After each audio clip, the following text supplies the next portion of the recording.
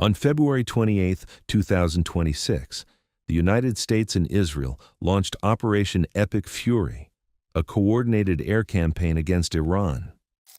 In the weeks since, according to President Trump, the U.S. military has sunk or destroyed more than 100 Iranian naval vessels, including over 30 ships capable of laying mines. Iran's navy, by most accounts, has been shattered. The Revolutionary Guard's fleet has taken catastrophic losses. The chairman of the Joint Chiefs, General Dan Kane, confirmed that U.S. forces have struck thousands of military targets across Iran. And yet, as of today, the United States Navy cannot get a single oil tanker safely through the Strait of Hormuz. Before the war, an average of 138 commercial vessels transited this strait every 24 hours. In the second week of March, that number dropped to single digits. Some days, it was one. The most powerful navy on Earth destroyed an entire fleet, and the waterway is still closed. This is that story. The Strait of Hormuz is 21 miles wide at its narrowest point. The navigable shipping channel is even less, about 6 miles across, divided into two 2-mile-wide traffic lanes with a 2-mile buffer between them. Every oil tanker entering or leaving the Persian Gulf must pass through this corridor. Before February 28, approximately 20 million barrels of oil passed through this waterway every day. That is roughly 20% of the world's total petroleum consumption. The U.S. Energy Information Administration estimates that about a fifth of all global oil trade depends on this single choke point. The northern shore is Iran. Hundreds of miles of Iranian coastline line the strait, studded with missile batteries, radar installations, and launch points for fast attack boats and drones. The southern shore belongs to Oman and the UAE. There is no alternative route. The only bypass pipelines, Saudi Arabia's east-west pipeline to the Red Sea port of Yanbu and the UAE's pipeline to Fujairah, can handle perhaps 5 to 6 million barrels per day combined. That covers less than a third of what normally flows through Hormuz. When Iran declared the strait closed on March 2nd, the global oil market responded within hours. Brent crude jumped from $71 per barrel to $77 in 2 days. By mid-March, it had crossed $100. At one point, it touched $120. California gasoline prices exceeded $5 per gallon. Iraq cut production by 1.5 million barrels per day because it ran out of storage space. The International Energy Agency called it the largest oil supply disruption in history. The military results of Operation Epic Fury have been significant. In the first 2 weeks, according to U.S. officials, the campaign has struck over 7,000 targets across Iran. The Joint Chiefs confirmed that Iran's conventional navy has been largely eliminated. Trump stated that more than 100 naval vessels have been destroyed, including the mine-laying fleet. General Kane told reporters on March 13th that the U.S. has made what he described as significant progress against Iran's ability to threaten shipping. He confirmed that Iran's ballistic missile launch rate had dropped by what the administration claims is 90%, and drone attacks by 95%. On paper, this looks like a decisive naval victory. Iran's surface fleet is gone. Its major naval bases have been hit. Its ability to launch large-scale missile salvos appears degraded. But the strait is still closed. To understand why, you need to understand what Iran still has, and why destroying a navy does not mean controlling a waterway. Problem 1. Missiles. Iran's coastline is full of concealed mobile missile launchers. Anti-ship cruise missiles can be fired from trucks that move between launches, hide in tunnels, and relocate in minutes.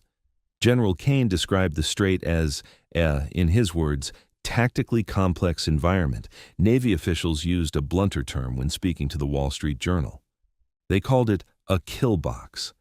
A missile launched from close range along the Iranian coast gives a transiting oil tanker or escort warship almost no reaction time. An anti-ship cruise missile, traveling at subsonic speed, covers the 6-mile width of the shipping lane in approximately 30 seconds. A supersonic variant does it in under 10. A destroyer can defend itself.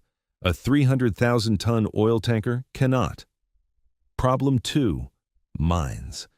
Before the war, Iran was estimated to have between 6,000 and 8,000 naval mines in its inventory, according to USNI News, citing mine warfare experts. The regular Iranian Navy could deploy them from submarines and surface ships. The IRGC could deploy them from small boats, midget submarines, and even fishing vessels. As of mid-March, UK Defense Secretary John Healey stated there are increasing signs that Iran may have started mining the strait. However, U.S. Treasury Secretary Scott Bessent pointed out that Iranian and Chinese-flagged tankers are still transiting, which he argued suggests the strait has not been fully mined. The Persian Gulf is shallow. In some areas near the strait, the depth is less than 80 feet. This is ideal water for mine warfare. Mines can sit on the bottom and wait. They do not need fuel, operators, or satellite links. Once placed, they are a persistent threat that requires painstaking slow-motion clearance operations to eliminate. According to MIT professor Caitlin Talmadge, Iran has extensive tunnel networks that can protect and launch small vessels used for mine laying, including midget submarines and submersibles. The U.S. Navy's ability to deal with mines has a gap. Last year, the Navy decommissioned its 4 dedicated minesweepers that were stationed in the Persian Gulf. They were replaced by littoral combat ships equipped with mine countermeasure modules. Whether those modules can handle the scale of a potential Iranian mining campaign is, according to multiple analysts, an open question. Problem 3. The escort math. A naval escort through the strait requires destroyers providing air defense coverage around slow-moving, vulnerable tankers. According to Lloyd's List Intelligence, a basic escort operation would need between 8 and 10 destroyers to protect convoys of 5 to 10 commercial ships per transit. At that rate, according to their analysis, escorts could restore traffic to roughly 10% of pre-war levels. The U.S. Navy operates 73 Arleigh Burke-class destroyers in total. Approximately 68% are combat-ready at any given time. That is about 50 destroyers globally.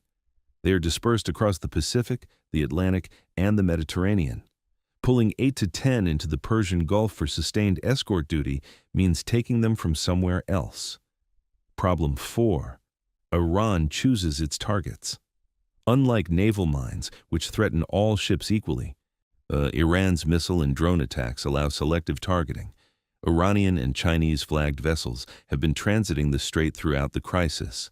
Ships from countries that Iran considers neutral, India, Pakistan, Turkey, have been granted passage on a case-by-case basis. The blockade is not total, it is political. And that complicates the military response because a blanket escort mission is solving a problem that is partly diplomatic.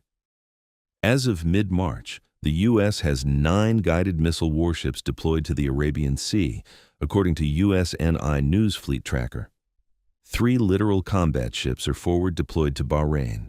The combined force is focused on what General Kane described as 3 military objectives: destroying Iran's offensive capabilities, degrading its manufacturing capacity, and setting conditions for commercial traffic to resume. Energy Secretary Chris Wright told CNBC on March 12 that the Navy is, in his words, simply not ready to escort tankers. He said all military assets are focused on destroying Iran's offensive capabilities first. He estimated that escorts could begin by the end of March. The Pentagon is reportedly working on an escort plan that may involve an international coalition.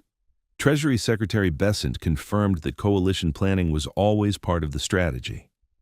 The G7 nations agreed on March 11 to explore escort coordination. Trump has publicly called on China, France, Japan, South Korea, and the UK to send ships. So far, no country has confirmed it will send warships. Australia, Japan, Germany, Spain, and Sweden have publicly declined. The UK has offered to consider sending mine-hunting drones. France has said any escort mission would only happen after the war ends. The situation is evolving. Iran has allowed some ships through on a selective basis. India confirmed that 2 of its LPG tankers crossed safely. Pakistan and Turkey have also received passage, but broad commercial traffic remains frozen. Approximately 1,000 oil tankers are stranded in or near the Persian Gulf, unable to transit. This is not the first time the Strait of Hormuz has become a battlefield.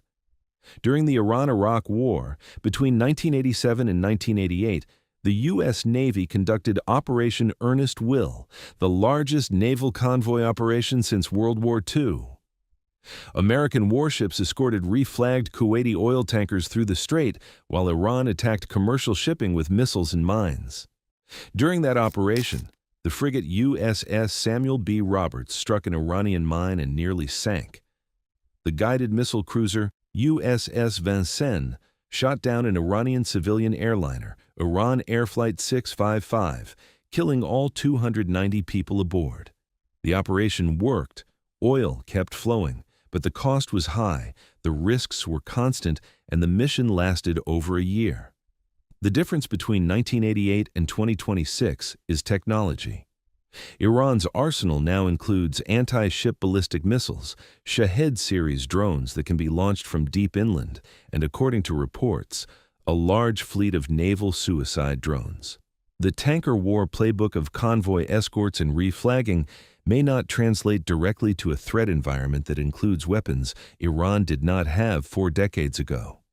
Several analysts cited by USNI News and CNN have suggested that restoring full freedom of navigation through Hormuz will likely require weeks, possibly months, of mine clearance, sustained air defense, and either an end to the conflict or a significant further degradation of Iran's remaining launch capability. The U.S. Navy is the most powerful naval force in history. That is not disputed by any serious military analyst. It can project power to any ocean on Earth. It can sink any fleet it faces. It can launch strikes from carriers positioned hundreds of miles away. But it cannot, right now, drive an oil tanker through 21 miles of water. Because the Strait of Hormuz is not an open ocean problem. It is a geography problem, a coastline filled with concealed missile launchers, shallow water that favors mines, and a choke point so narrow that the most expensive warship in history has the same room to maneuver as a cargo barge. Iran understood something that most countries with large navies overlook. You do not need to win a naval war to control a strait. You just need to make it too expensive to use. A $2 million drone hitting a $100 million oil cargo does not need to sink the ship. It just needs to make the insurance company say no. And when the insurance says no, the tanker does not sail, no matter how many destroyers are standing by. The world's largest navy destroyed the world's 23rd largest navy in less than 2 weeks. And the strait is still closed. That is not a failure of firepower. It is a lesson in what naval power can and cannot do when geography, insurance markets, and a country willing to absorb enormous losses intersect in a 21-mile corridor that 20% of the world's oil has no choice but to pass through. The ships are waiting. The oil is waiting. The world is waiting. And 21 miles of water do not care who won the war.